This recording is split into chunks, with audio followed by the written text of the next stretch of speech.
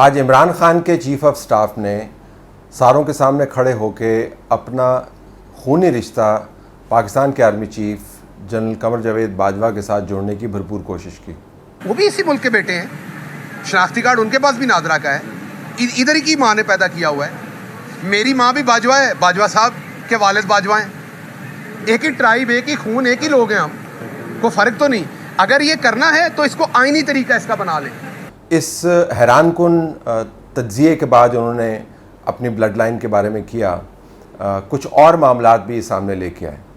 جو بیانیہ تھا اس کے اندر صرف یہی ساؤنڈ بائٹ نہیں تھی جو ہم نے آپ کو سنائی. اس ساؤنڈ بائٹ کے اندر بھی بہرحال انہوں نے بہت بڑا ایک دعویٰ کیا ہے.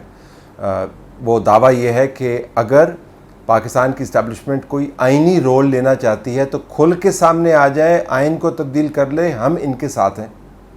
اسٹیبلشمنٹ کو پاکستان میں ایک دفعہ فیصلہ کرنا پڑنا ہے کہ کیا انہوں نے حکومتی جو معاملات ہیں, توڑ جوڑ, حکومتیں گرانا بنانا, اس میں اپنا عمل دخل رکھنا ہے. رکھنا چاہتے ہیں رکھیں, کھل کے سامنے آ کے بیٹھ کے رکھیں. کیوں؟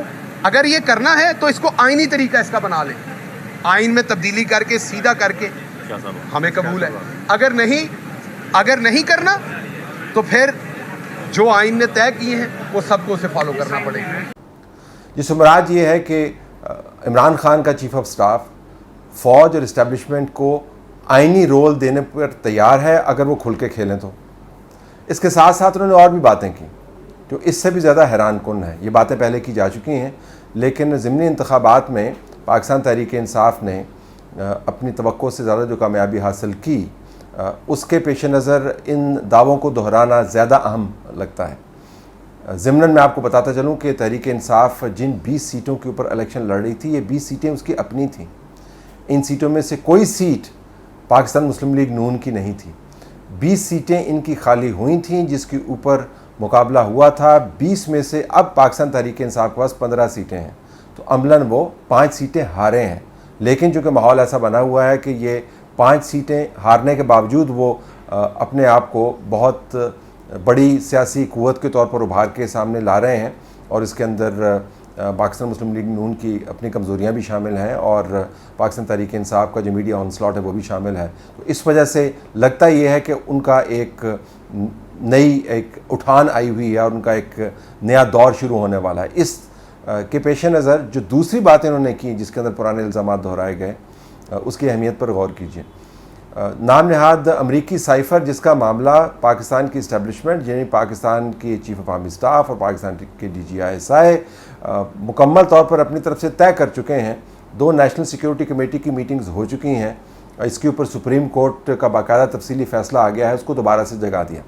اس کے اوپر گل نے کہا کہ یہ سائفر پاکستان کے پرائم منسٹر اور پاکستان کے فورن منسٹر سے چھپایا گیا, اور چھپانے والے مقتدر حلقے ہیں, طاقتور حلقے ہیں. جس سے مراد یہ ہے طاقتور حلقوں سے کہ جنرل باجوہ اور DGISI جن کے پاس پروسیجرلی اس قسم کے تمام سائفرز کی کاپی جاتی ہے. ان کا ماننا یہ تھا کہ جب شاہ محمود قریشی نے پاکستان کے فارن سیکرٹری سے پوچھا کہ یہ سائفر مجھ سے کیوں چھپایا گیا یا اس کا اس طرح کوئی سائفر آیا, تو ان فارن سیکرٹری صاحب نے مبینہ طور پر ڈرتے ڈرتے شاہ محمود قریشی کو بتایا کہ اس طرح کا سائفر آیا تھا. اب وہ بتا آپ کو یہ رہے ہیں کہ پاکستان کی اسٹیبلشمنٹ جن کے ایک فرد سے وہ اپنا خونی رشتہ جوڑ رہے ہیں, بنیادی طور پر بین الاقوامی سازش کا ایک سب سے بڑا کردار ہے, اور باقی یہ نون لیگ کی حکومت یہ تو سارے مہرے ہیں, لیکن چیس بورڈ کو سیٹ کرنے والے جو ہیں وہ پاکستان کی اسٹیبلشمنٹ ہیں جس کے اندر جنرل باجوہ بھی شامل ہے, انٹیلیجنس ایجنسیز کے لوگ بھی شامل ہیں, اور DGISI اس کے اندر ایک پرائمری رول رکھتے ہیں. وہ ساتھ آپ کو یہ بھی بتا رہے ہیں کہ جب اس سائفر کا معاملہ عمران خان کے سامنے آیا تو انہوں نے بہت اس کے اوپر واویلا مچایا, اور تب سے ان کے اس بیانیے کا آغاز ہوا کہ پاکستان کے اندر ان کو گرانے کی ایک بین الاقوامی سازش ہے جس کو امریکہ نے سٹارٹ کیا, اور جس کو ایگزیکیوٹ کرنے والے عمران خان کے پرانے بیانات کے مطابق میر جعفر اور میر صادق گھر کے اندر موجود تھے. اب آپ کو جاننے کی ضرورت نہیں ہے کہ شہباز گل اپنے تمام تر خونی رشتے ثابت کرنے کے باوجود بات کیا کر رہے ہیں۔ میڈیا کے اندر بھی آن سلاٹ جاری ہے، جس کے اندر بار بار یہ دہرایا جا رہا ہے کہ پاکستان کی معاشی حالت بنیادی طور پر پاکستان کے خلاف ایک گھناؤنی سازش ہے، جس کے اندر پاکستان کی اسٹیبلشمنٹ کے نمائندے انوالو ہیں۔ ارشد شریف کا یہ ٹویٹ آپ کے سامنے ہے، جس کے اندر انہوں نے کہا کہ یہ جو شرمیلے لوگ ہیں جو کہتے ہیں کہ ہمارے نام نہ لیے جائیں، انہوں نے ایسی ایک حکومت کو لاگو کیا اور لاگو کرنے کے بعد پاکستان کی معاشی حالت دگردوں ہو گئی، جس سے ثابت ہوتا ہے کہ یہ سازش ہے۔ تو یہ بیانیہ شہباز گل، مختلف چینلز کے اندر بیٹھے ہوئے لوگ اور عمران خان اب بار بار دہرانا شروع ہو گئے ہیں، کیونکہ ان کا خیال ہے کہ پنجاب میں ان کو اس بیانیے کی توسط ووٹ ملے ہیں۔ ان کی 15 سیٹوں کے اوپر جیت، جن میں سے 5 سیٹ وہ ہارے بھی ہیں، صرف 15 سیٹوں کے اوپر جیتے ہیں، اگر آپ 20 سیٹوں کا حساب کریں تو اس بات کی غمازی کرتا ہے ان کے نئے تجزیے کے مطابق کہ اب دروازے کھولے ہیں، اس اسٹیبلشمنٹ کا مزید ناک رگڑنے کی ضرورت ہے۔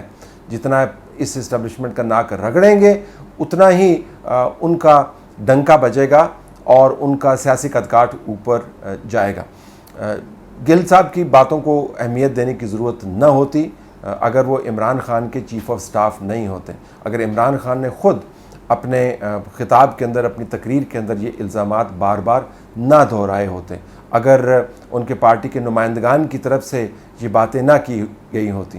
آج تو ڈاکٹر شیریں مزاری نے یہ بھی بتا دیا کہ ان کے بیڈ روم کے سائڈ ٹیبل کے اندر سے ایک لسننگ ڈیوائس ملی ہے جو میڈ ان امریکہ ہے، اور انہوں نے اس کے اوپر پریس کانفرنس کی اور بتایا کہ کس طرح اس ڈیوائس سے یہ ثابت ہوتا ہے کہ ان کی باتیں سنی جا رہی تھیں۔ ان کا بیڈ روم بگ کیا گیا تھا۔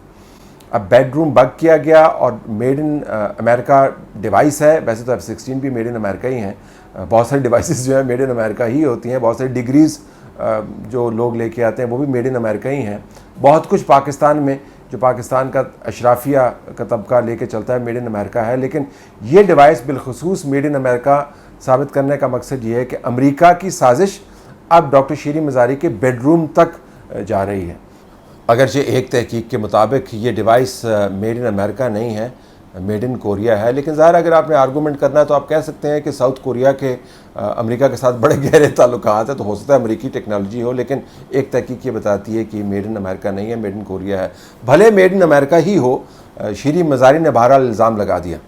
اب امریکہ کی سازش اس حد تک پھیل چکی ہے، ان کے اثر و رسوخ اتنا بڑھ چکا ہے کہ پاکستان کے مقتدر حلقے ان سائفرز کو چھپاتے پھر رہے ہیں جس کے ذریعے امریکہ پاکستان کے اس وقت کے منتخب وزیر اعظم عمران خان کو گرانے کی سازش کر رہا ہے۔ اور یہ بیانیہ اب صرف عمران خان تک محدود نہیں ہے، اس کو شہباز گل جیسے لوگ اور ان کے ساتھ جو میڈیا میں لوگ موجود ہیں بیٹھ کر مسلسل پھیلا رہے ہیں۔ تو دوبارہ سے دہراتا چلوں، جو لوگ یہ سمجھتے تھے کہ اس طرح کے کام کرنے سے اپنی نیوٹرلٹی اسٹیبلش کر لیں گے، اس نیوٹرلٹی کا حال آج شہباز گل کی پریس کانفرنس کے اندر آپ کو برا ہوتا ہوا نظر آ رہا ہے۔